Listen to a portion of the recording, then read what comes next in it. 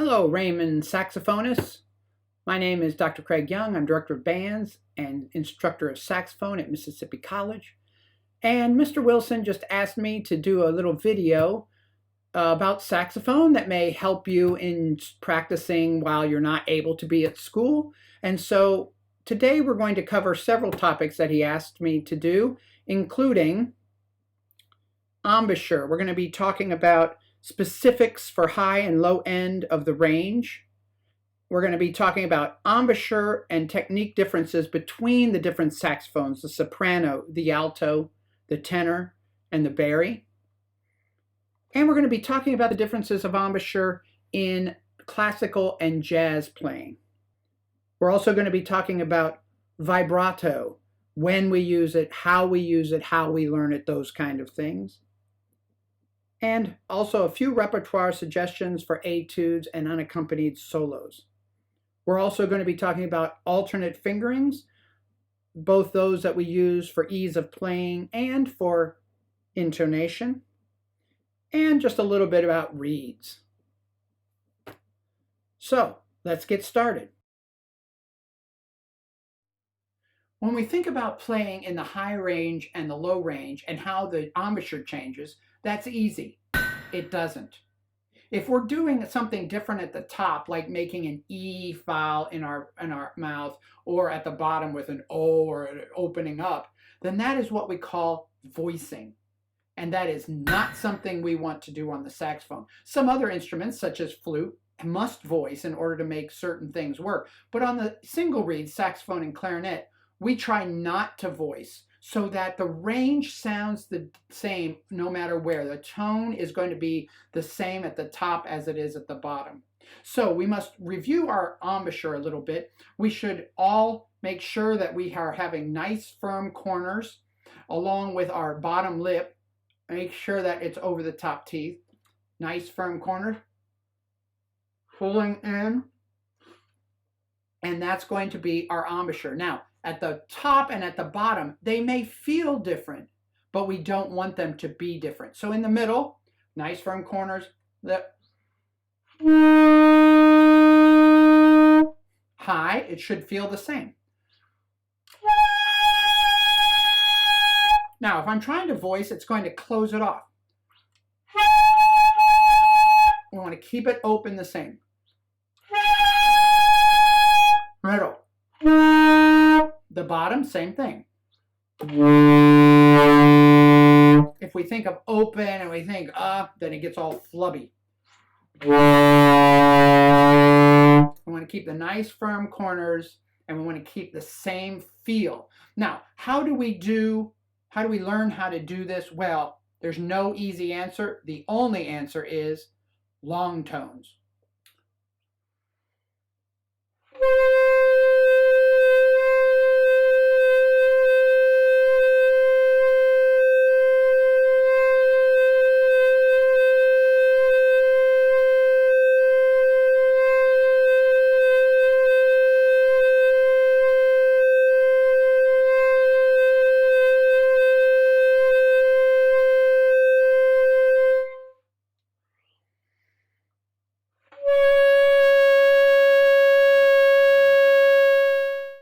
So if you try to keep your embouchure the same in the top and the bottom, you'll have a nice tone all the way through the register. Now, one way to check if you're doing it right is by starting a note with the octave key and letting it go, and it should go down immediately.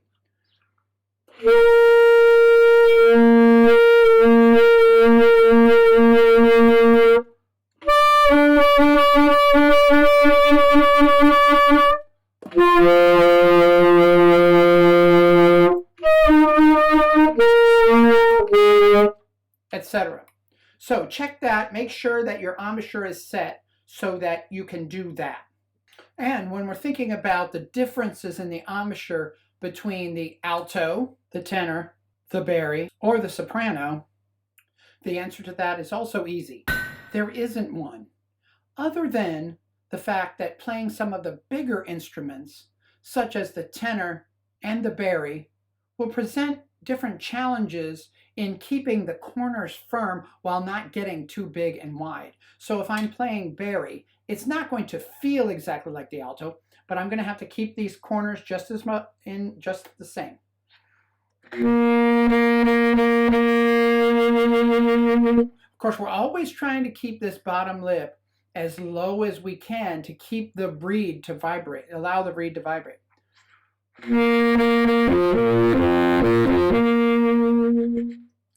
Now, on the smaller instruments, like the soprano and the alto, the challenge is to not tighten, to be nice and firm, but still allow the bottom lip to be away from the reed in order to allow it to vibrate.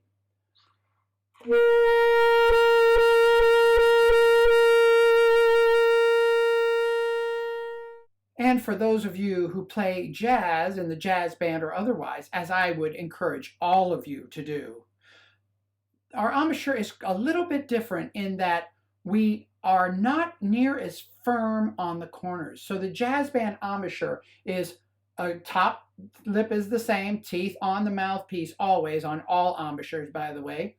And then this is really loose. So instead of pulling in the corners firm, we're going to let these corners drop and just do an ah.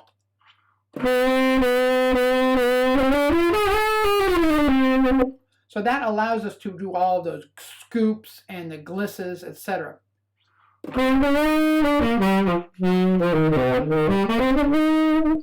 All right, so that's a different embouchure completely. But when we're playing in concert band and we're playing classically, then we need to make sure that those are firm corners. Vibrato is a very important element for any saxophonist. Unlike a clarinetist and like a flutist, the saxophone's tone is very dependent upon vibrato. Now, how do we do that?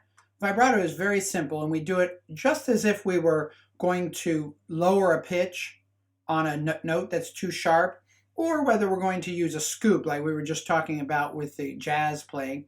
It's the same idea, and that is just lowering the jaw. So if I'm going to play a note and then I'm just going to lower my jaw and bring it back up.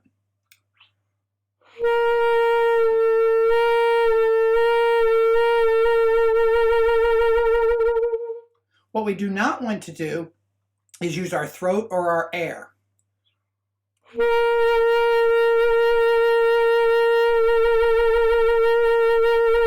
Because here I was changing between the throat and the correct way, which is the jaw.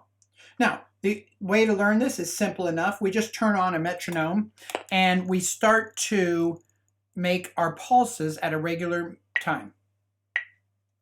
So we're going to start with eighth notes.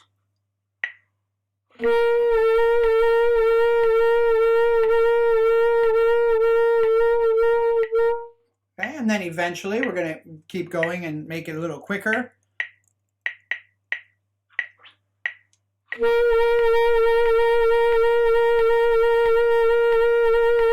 And typically we're not going to go any past 120.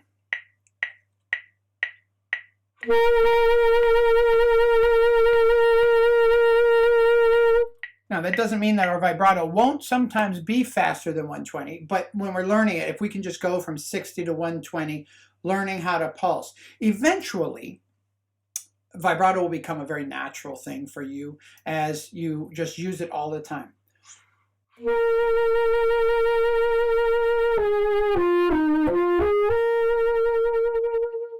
And it's a very beautiful way that the saxophone can make expressive sounds. Okay, so that's vibrato. There's nothing big about vibrato. Nobody should be scared of vibrato, and we should all be using it. Now, of course, the main issue is that we have to keep these corners still firm. We don't want to collapse those, and we want to always have the air going. So if the air is interrupting our vibrato, then we're not doing it correctly. So use vibrato. Start playing around with it. Don't be afraid of it. It really is a very natural thing. When we sing, we tend to use vibrato naturally, and we should be using it when we play the saxophone. So try it out. As far as repertoire goes, there's a vast selection of saxophone music that's been written over the last 100 years. Of course, we don't have our Mozarts or our Beethovens, but we do have a lot of great music that is written just for the saxophone. So you should just go look for it. I think if you need somewhere to start, it's always a good place to start right here at the beginning, and that is with our Rubank methods. These are always a good. If you've never played out of these Rubank methods, I would suggest if you're in high school to start with the intermediate method. If you're in junior high, start with the second elementary method. But these are great books. They have a lot of great exercises in them and some neat repertoire in them that you can play by yourself. So do that. And if you are more advanced, then this is the book for you. And this is the Fairling. You can see the name Fairling right there. Go for Fairling, 48 Famous Studies. These are quite challenging. So you should certainly have gotten through the Rubank fourth book, the advanced book, before you go to this, but this would be a real good one. Another book that everyone should have, all saxophonists should have, that are just fun to play, are the Rubank Voxman, Voxman Selected Duets, Volume 1. These are just chock full of fun saxophone duets that you can just play with your friend and just take those. And then there's a lot of other stuff out there that you could play. Okay, so just look for it. Go search online, best saxophone repertoire, and you'll find it. Okay, let's take a few minutes and talk about alternate fingerings. Alternate fingerings can be used for two different purposes. First of all, just to make fingering easier. And the second one is to change the intonation. Okay, we're going to start with the first category, easier fingerings. And hopefully a couple of these will just be reviews, but I'm just going to go over them to make sure everybody knows exactly what they should be doing with alternate fingerings. The very first one, and the most obvious one that I hope everyone has learned, is what we call either fork F sharp or chromatic F sharp. And that is right here on the right hand. And we call it a fork because it kind of makes your hand look like a fork with the first and the third fingers with the second one up. And we use that right there. And that is for any time we're going to go from F to G, or F to F sharp, actually. So what we are trying not to do is flop. We're trying never to flop. That's a very loud, number one, and difficult thing to do.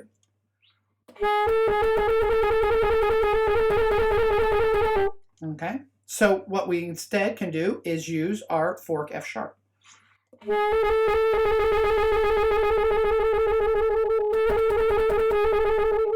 Okay, and anytime we're in a chromatic scale, which is why it's called a chromatic F sharp, we always want to use it.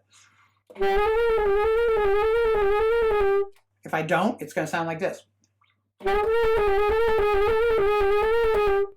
Okay, there's no limit on how fast you can use the chromatic F sharp, but there's a big limit on how fast you can flop. So chromatic F sharp, very important. Okay, the next fingering is for B flat. I hope that you know that there are 3 different fingerings for B flat, and that is of course the B flat in the middle of the staff and the one above the staff.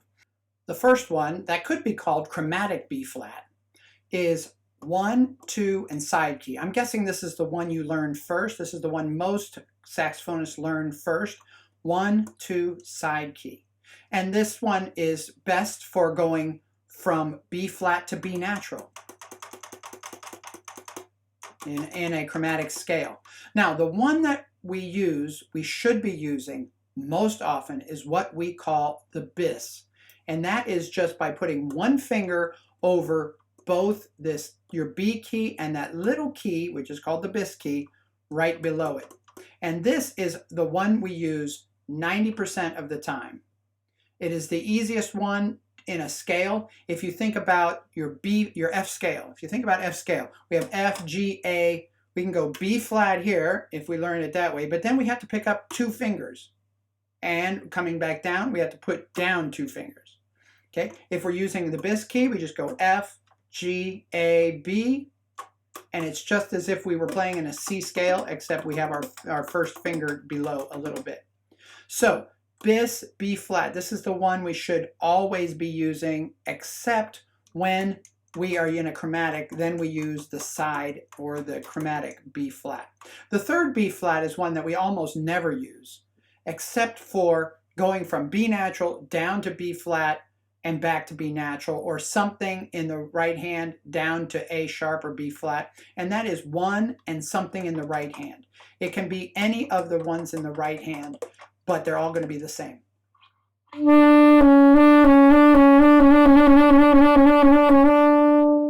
Okay, and now the problem with that is we have one finger down here and one finger down here, and we have to pick this one up when we put anything else down. And so we get a lot of cross fingering, so we don't use this one hardly ever unless we have something such as D, A sharp, B, because we could not use bis because we're not allowed to slide off the bis. So we use that then, but it does not happen very often at all. So 90% of the time, bis B flat. 8% of the time, side B flat. Anytime we have to go from B flat to B natural. Then the other 2% we use this 1 and 1, but that does not happen very often. The other alternate fingering that we use for quickness is what we call side C or chromatic C. And that is played by putting your B key down and using your right hand on the second side key. And we do this for the same reason we use fork F sharp, and that is to avoid flopping. Now we've learned how to flop over here to go B, C, D, B, C, D, that's fine. But to go from B, C to C sharp, then we use our side C. So instead of having to go, we can use side C. So you can hear how much smoother that is than if we were trying to flop. Okay, so use side C, chromatic C, anytime you're going from C to C sharp to something else open. So we don't have to flop here. Okay, or a trill. If we're using a trill, B to C, very much quicker, that over there. So that's pretty much the three that we use for quickness. So on a chromatic scale, we would be using side or fork F sharp, side B flat, and side C. It will look like this.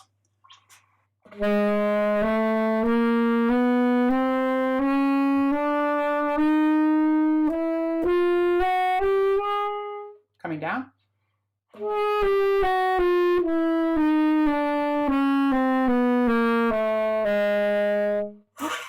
Okay, doing it quickly.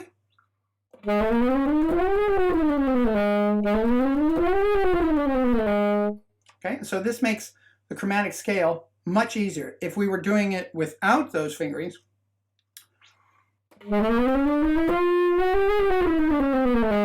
I can't do them without it.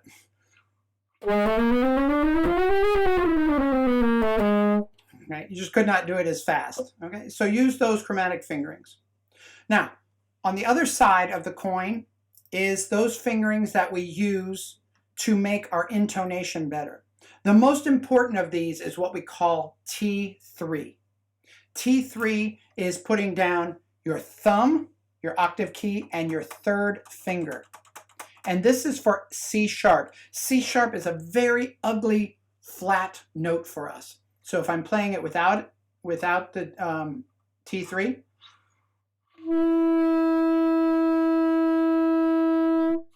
if I add the T3,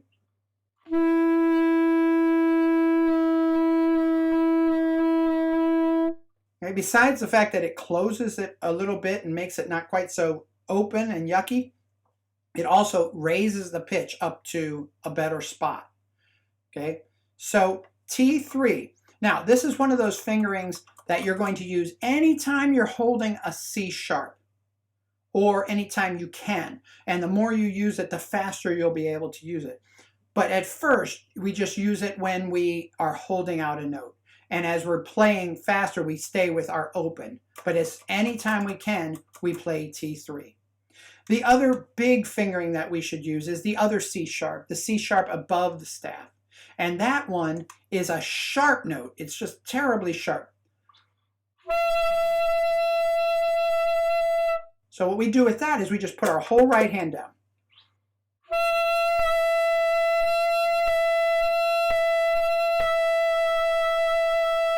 And you can tell that that changes the pitch and brings it down and covers it a little bit because it's just a nasty note. So high C sharp we cover with our right hand. Middle C sharp we use T3. We should use those all the time that we are holding any of those notes out. We have some other alternate fingerings that we can use, but overall, those are the ones that we should be using all the time that we can. Okay, so there you go, use them. Take a few minutes and talk about reeds because they are so important for the success of any saxophonist. Now, when they come in those little plastic container things that you take them out. I assume that we're using Van Doren reeds. Never use Rico reeds. If you're a jazz player, Rico Royals are a good choice, but not for concert band classical kind of playing. Always stick with Van Doren unless you know exactly where you're going. There's lots of reeds out there, but just stick with Van Doren until you know. So I think that everyone probably past the 7th grade should be playing on a 3 reed. Okay, if you're finding that it's starting to give in too much so you can overblow it, then you go to a 3.5. But most people play on a 3. I've played on 3s and 3.5s for 30 years, and somewhere in between there is a good idea. But the one thing that I want to talk about is how you store your reeds, because those little plastic things that your reeds come in are not good to store them in. They're closed, they're not really that flat. So what you need to do is find something that is totally flat. And these are great things. These cost about $2-3. You can get them at Amazon or at Mississippi Music. And they're just great. There are lots of different kinds of reed storage devices. Look at all of them. I mean, there's so many of them. But these are just fine. The other ones cost $30-50, and they're great too. There's no question about it. But they're just a little overkill. Just get one of these and store them. You can get them for 2 reeds, but we should get them for 4 because we should have 4 reeds going at all times, because on any given day, that reed is not going to work well for you. So you really need to keep 4 reeds, and we don't just play one until it dies. We play one, then we play number 2, then we play number 3. You can see I have my numbers on here, and so I know exactly which ones that I'm playing on any given day. And I'll try, oh yeah, number 1 worked really well. Well, when I come back to it, oh, it's not working so well in this weather, etc., etc. So just keep up. We could talk forever about reeds because it's really important and very malleable. All reeds change. They warp and they change, and we can cut them and we can do all kinds of things. But just make sure that you keep them in these and keep them flat and so that they can dry out evenly. I also want to make the point that it's best if you don't soak your reeds in your mouth. If you think about what is in your mouth, it's the saliva, and what's its purpose is to break down food. And so what happens if you're soaking your reeds in your mouth, then you're breaking down your reed, and it's not lasting as long as it can. So what I always do is I soak them in water, and these are just little film canisters. You can get a glass of water and fill it or something every time, but these will cut. I just throw these in my case with water in them, and they've worked great for many, many years. And then you can just pop them open, stick your reed in it, soak your reed, take it out, use it. Afterwards, I will always put my reed back in the water, in the fresh water, and wipe it off with a soft cloth so that whatever's on there gets it off, and your reeds tend to last longer. So you soak them in water, much better than your mouth. Okay, well, I hope that you got something out of this little time we've had together, and you have something that you can take away and become a better saxophonist. If you're interested in hearing me play, you can go to one of the links that I put down in the description, either me playing with a percussion ensemble on John Williams' Escapades, or the cadenza to Glazunov's Concerto with the Metropolitan Symphony Orchestra, or there's a piece there with organ. Any of those you can go and listen to. And we certainly hope that we will get to see you again at Mississippi College come join us. Come email me with any questions you may have about the saxophone, about Mississippi College, about anything. But we hopefully will see you there. I thought I'd leave you today with a little bit of baritone saxophone playing.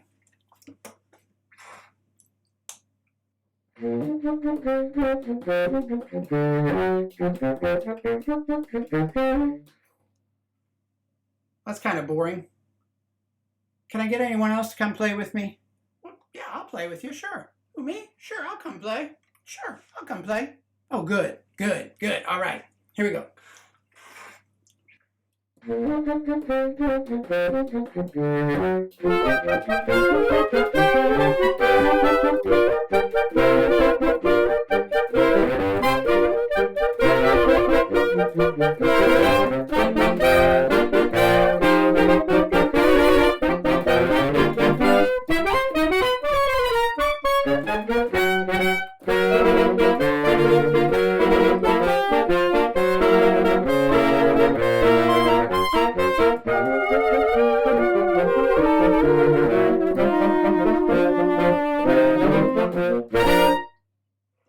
All right, thank you.